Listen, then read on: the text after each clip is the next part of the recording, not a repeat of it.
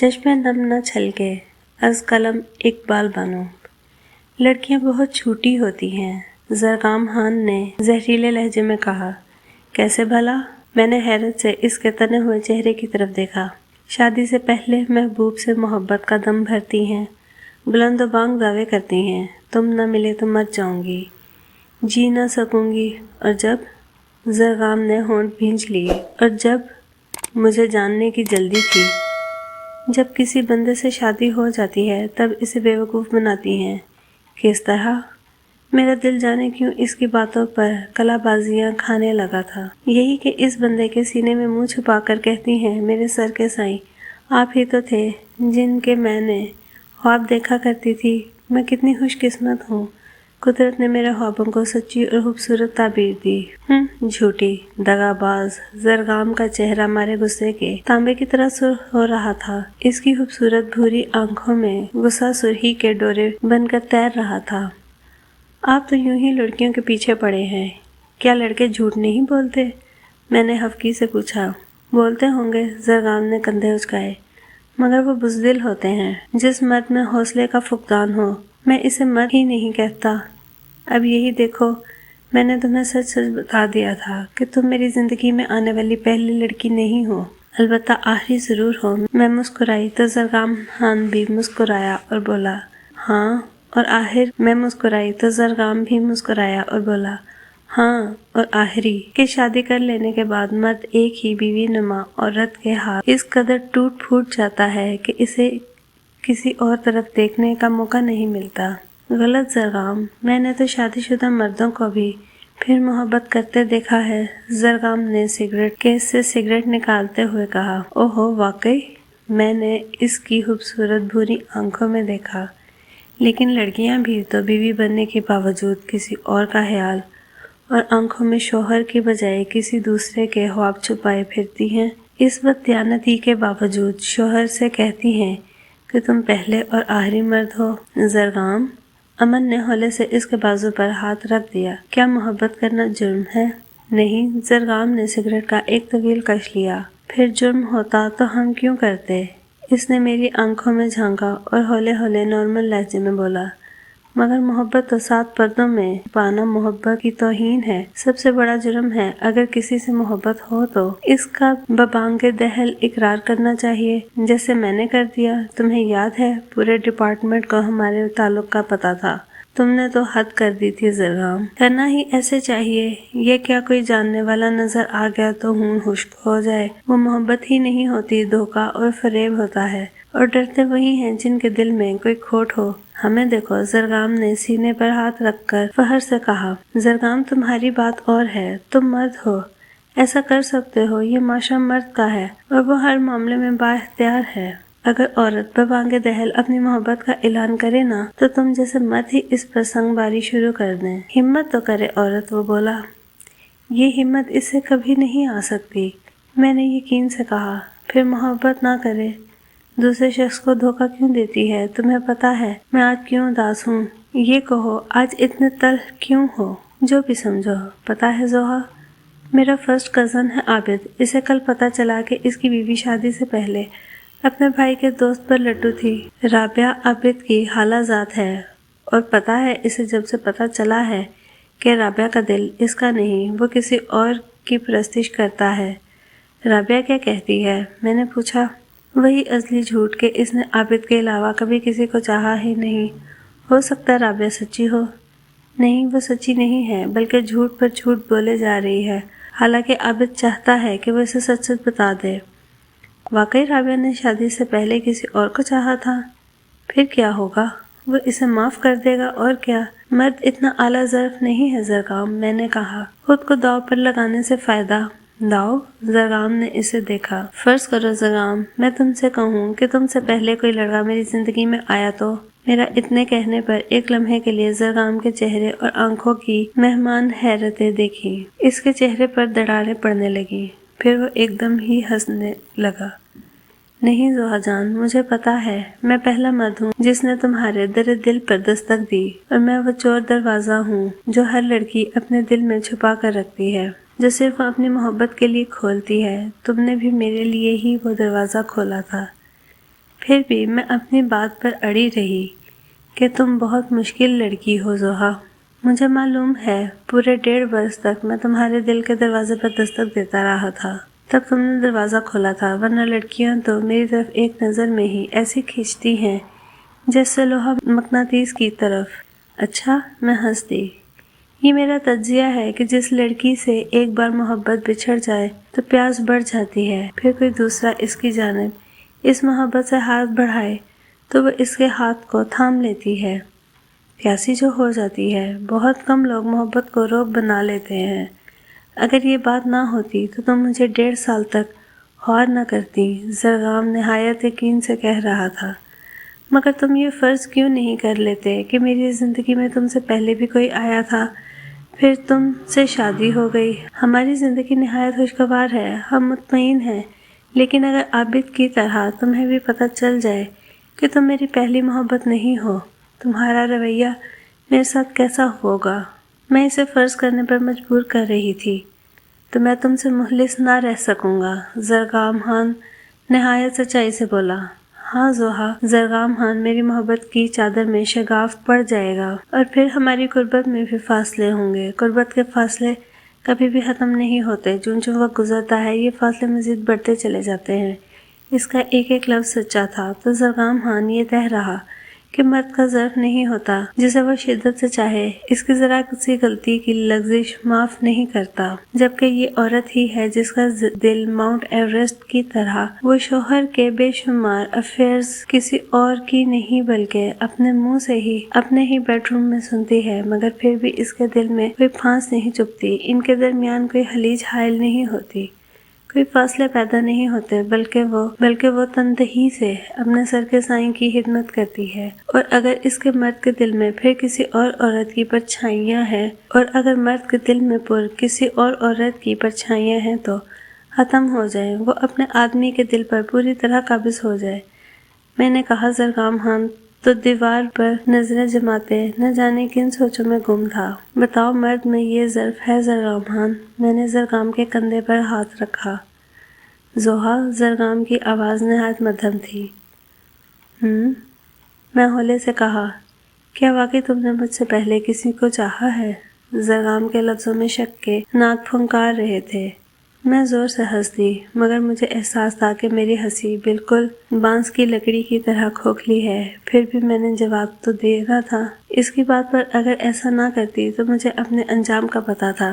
زرگام نے جتنی شدتوں سے مجھے چاہا تھا وہ مجھے نفرت کی آگ میں جلا بھی سکتا تھا، اور میں ہنستے ہوئے یہ کہہ رہی تھی، یار یہ مرد کا دل اتنا چھوٹا سا کیوں ہوتا ہے؟ دیکھو زرگام، اگر تم میری طرف سے اپنے دل میں شک پیدا کر لو گے تو مجھے بے تحاشا دکھ ہوگا، اور یوں محبت اور شک ایک ساتھ دل میں نہیں رہ سکتے۔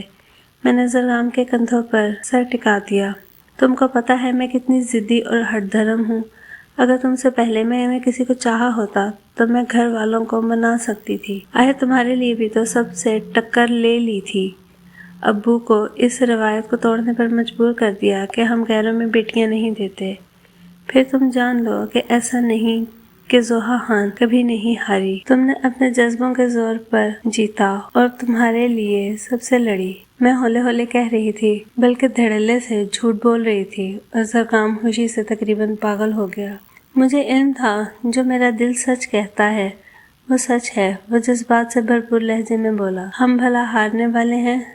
سچ میں تو میں تمہیں اغوا کرنے سے بھی دریغ نہ کرتا اگر تمہارے پاپا میرا پرپوزل رد کر دیتے تو۔ اچھا، میں ہنسی اور پھر ہنستی چلی گئی۔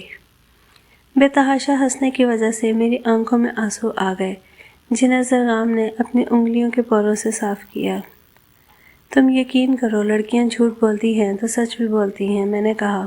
تمہاری طرح؟ زرگام نے میرے ہاتھوں اپنے ہاتھوں میں قید کر لیے اور میری آنکھوں میں دیکھتا ہوا بولا، یقین کرو اگر تم نے مجھ سے پہلے کسی کو چاہا ہوتا تو میں تمہارا گلا گھونٹ دیتا، پھر خود کو شوٹ کر لیتا کہ زحا تم بن جینے کا زرگام خان تصور بھی نہیں کر سکتا۔ زرگام کے لہجے میں سچائی تھی۔ یہ جملہ تم نے کتنی لڑکیوں سے کہا ہے؟ کبھی نہیں کہا، اور یہ جملہ میں نے اپنی بیوی کے لیے بچا کر رکھا ہوا تھا۔ زرگام نے ہنس کر کہا تو میں بھی ہنس دی۔ اب سو جاؤ، رات کے 2:30 بج گئے ہیں، کیا نیند آ رہی ہے؟ باتیں کرو یار، ابھی تو میرا دل ہی نہیں بھرا تم سے باتیں کر کے۔ وہ بچوں کی طرح بولا، ساری زندگی باتیں ہی تو کرنی ہے۔ میں نے تکیہ درست کرتے ہوئے کہا، لگتا ہے تمہارے سنگ یہ زندگی بھی تھوڑی ہے، مجھے بھی یہی لگتا ہے، میں نے آہستگی سے کہا۔ پھر زرغام نے بھی لائٹ آف کر کے 0 کا بلب جلا دیا اور بیڈ پر آ کر لیٹ گیا۔ تھوڑی دیر بعد زرغام خان کو نیند کی وادیوں میں کھو گیا اور میں جو اسے کہہ رہی تھی کہ نیند آ رہی ہے، میری آنکھوں سے نیند کوسوں دور تھی۔ ہائے زرغام خان، میں تو اب تمہاری آنکھوں میں دیکھ کر بات بھی نہ کر سکوں گی۔ مبادا تم میری آنکھوں میں گزری محبت کے رنگ نہ دیکھ لو۔ میرا اعتماد تم نے چھین لیا ہے، اور زرغام خان، تم جو کہتے ہو کہ لڑکیاں جھوٹ بولتی ہیں اور اگر وہ سچ بولیں تو مردوں کی قوم ان کو جینے دے بھلا؟ کبھی نہیں۔ اور اگر تمہیں پتہ چل جائے کہ میرے دل میں فلائٹ لیفٹیننٹ وارث افضال کی محبت کا چراغ روشن ہے تو میری زندگی کو شعلوں کی نظر کر دو۔ وہ جب میری زندگی میں آیا تو میں ابھی جوانی کی دہلیز پر قدم رکھا تھا، اٹھتی جوانی تھی، اور یہ وہ زمانہ ہوتا ہے جب لڑکیاں ایک دم حسین ہو جاتی ہیں، آنکھیں انہونے خواب دیکھنے لگتی ہیں، چال مست ہو جاتی ہے اور لبوں کی پنکھڑیاں کھلی رہتی ہیں۔ یہی وہ دور تھا جب میں نے وارث افضال کے لیے اپنے دل کے سارے دروازے کھول دیے تھے۔ وارث افضال جو بہاولپور کے رہنے والا تھا اور ہیر وارث شاہ اتنی خوبصورت گاتا تھا کہ اس کی آواز دل کے اندر اتر جاتی تھی، وہ بھی اپنی آواز کے ساتھ میرے دل میں اتر گیا۔ میں ان دنوں میٹرک میں پڑھ رہی تھی، میرے بابا جان ونگ کمانڈر تھے اور ان دنوں ہم سرور بیس کراچی میں رہتے تھے۔ بابا جان کی لاڈلی اور چھوٹی بیٹی ہونے کا فائدہ اٹھاتی تھی۔ میرے دونوں بڑی بہنیں کبھی میس کے قریب کسی تقریب میں بھی نہیں جاتی تھیں، مگر میں ہر تقریب میں جانے کے ساتھ ساتھ کلب بھی جاتی تھی، کورٹ پر ٹینس بھی کھیلتی تھی اور اسکول میں ٹینس کی کیپٹن بھی تھی۔ روز ٹینس کورٹ میں وارث افضال سے میری ملاقات ہوتی تو وہ میرے ساتھ ٹینس کھیلتا۔ مجھے آج بھی یاد ہے وہ بھوری بھوری آنکھیں جن میں ستارے چمکتے نظر آئے تھے اور میری آنکھیں ہیرا ہو جاتی تھی۔ دل بہت زور سے دھڑکنے لگتا تھا اور دھڑکن کا یہ نیا انداز میری سمجھ سے باہر تھا۔ پھر پتہ بھی نہیں چلا، ایک دوسرے کے جذبے بھی ریسیو کرنے لگے، کوئی نہ وعدہ ہوا نہ ہاتھ تھام کر عہد کیا، بس وہ گھنے گھنگریالے بال، بھوری آنکھیں اور چمکتی رنگت والا وارث افضال میرے دل میں اتر گیا۔ اس کی خوشبو میری روح تک اتر گئی۔ میں ان دنوں امتحانوں سے فارغ ہوئی تھی اور زیادہ وقت میرا اب ٹینس کورٹ میں گزرتا تھا اور وہاں وارث افضال بھی آتا تھا۔ پتہ نہیں کیوں اس کی قربت میں میرے دل میں پھول کھل جاتے تھے۔ اس روز ہم ٹینس کھیل رہے تھے کہ میرے قریب ہی شٹل اٹھانے کو وہ جھکا۔ جب اٹھا تو میری آنکھوں میں دیکھتے ہوئے بولا، تم وارث کو بہت اچھی لگتی ہو زوہا، بن جاؤ نا وارث کی ہیر۔ جی وہ میں گڑبڑا گئی۔ سنو، میں نے اپنی ماں کو تمہارے بارے میں فون پر سب بتا دیا ہے، وہ آئندہ ہفتے آئیں گی، مگر اس سے پہلے میں خود کمانڈر صاحب سے بات کروں گا۔ زوہا میرا ساتھ دینا، اگر تم نہ ملی تو وارث افضال مر جائے گا۔ اس کے لہجے میں بہت دکھ تھا۔ آپ بابا جان سے تو بات کریں، میں نے ہولے سے کہا، دوسرے لفظوں میں کہہ دیا کہ اس کا ساتھ دینا ہے، اور جو کہنا تھا نہ ملی تو مر جائے گا، بابا جان سے بات کرنے سے پہلے ہی وہ مر گیا۔ ہاں، وارث افضال مر گیا۔ میرے دل میں بسا وہ خوبصورت شخص مجھ سے بات کرنے کے دوسرے دن فضائی مشقوں پر چلا گیا اور لوٹ کر نہیں آیا۔ 4 روز بعد ہی میس میں یہ بات پھیل گئی کہ وارث افضال کا مشقوں کے دوران جہاز کریش ہو گیا۔ وہ میرے دل کا پہلا خواب، وہ خوبصورت ہیر گانے والا وارث، میرے جان و دل کا وارث، پھر نہ آیا۔ میرا تو ذہن ہی سن ہو کر رہ گیا۔ پہلا خواب دیکھا تھا وہی بکھر کر رہ گیا۔ پھر میں نے کراچی چھوڑ دیا اور اپنی نانوں کے پاس لاہور چلی گئی۔ بابا جان کی پوسٹنگ تو کراچی میں ہی تھی، مگر میں وہاں نہیں رہ سکتی تھی۔ مجھے وارث یاد آتا تھا اور بے تحاشا یاد آتا تھا۔ یہاں لاہور آ کے میں پڑھائی میں مصروف ہو گئی۔ میرا ذہن اسے نہ بھول پایا، دل اسے یاد کرتا اور خوب روتا۔ یوں ہی دن رات گزرتے رہے، میں کراچی نہ لوٹی، حتیٰ کہ اپنی بہنوں کی شادیوں میں بھی نہ گئی۔ اس قدر اس شہر سے دل اکتا گیا تھا۔ ایم اے انگلش میں داخلہ لے لیا تھا، تب کئی لوگوں نے مجھ سے دوستی کرنے کی کوشش کی، مگر میں سب سے بے نیاز، حتیٰ کہ میری دوستی کسی لڑکی سے بھی نہ ہو سکی سوائے امبر کے۔ بہت جلد میں مغرور مشہور ہو گئی۔ اب تک کچی عمر کے خواب نے میرا پیچھا نہیں چھوڑا تھا۔ مجھے پتا تھا وارث اب کبھی واپس نہیں آئے گا، پھر بھی میں اسے بھولنا نہیں چاہتی تھی۔ انہی دنوں زرغام خان کہیں میری راہ میں آیا تو میں چونک گئی۔ بھوری آنکھیں، گھنگریالے بال، چمکتا رنگ، لمبا قد، مجھے لگا جیسے وارث افضال زندہ ہو کر آ گیا ہے۔ زرغام خان ملتان کا رہنے والا تھا۔ سعید خان ملتان کی اہم پرسنالٹی تھے اور ملتان کے میئر تھے۔ زرغام خان ان کا بیٹا تھا جو میرے پیچھے لگا تھا۔ پھر ایک دن مجھے پتا چلا زرغام خان وارث افضال کا پھپھوزاد کزن ہے۔ یہ اس طرح پتا چلا کہ وارث افضال کی برسی پر زرغام خان اس کی واپسی پر اس نے یہ سب امبر کو بتایا تھا، اور پھر مجھے زرغام خان ایک دم ہی اچھا لگنے لگا۔ مجھے یقین تھا وہ مجھے وارث افضال کے حوالے سے اچھا لگتا ہے۔ تبھی میں چونکی تھی۔ اس خاندان کی آنکھوں میں ان کی خصوصیت ہے، بھوری آنکھیں جو میرا قرار لوٹ لیتی ہیں۔ زرغام نے امبر کو بتایا کہ وارث مجھ سے 2 سال بڑا تھا، مگر دونوں ہی بے تکلف دوست تھے۔ وارث نے ایئر فورس جوائن کر لی تھی۔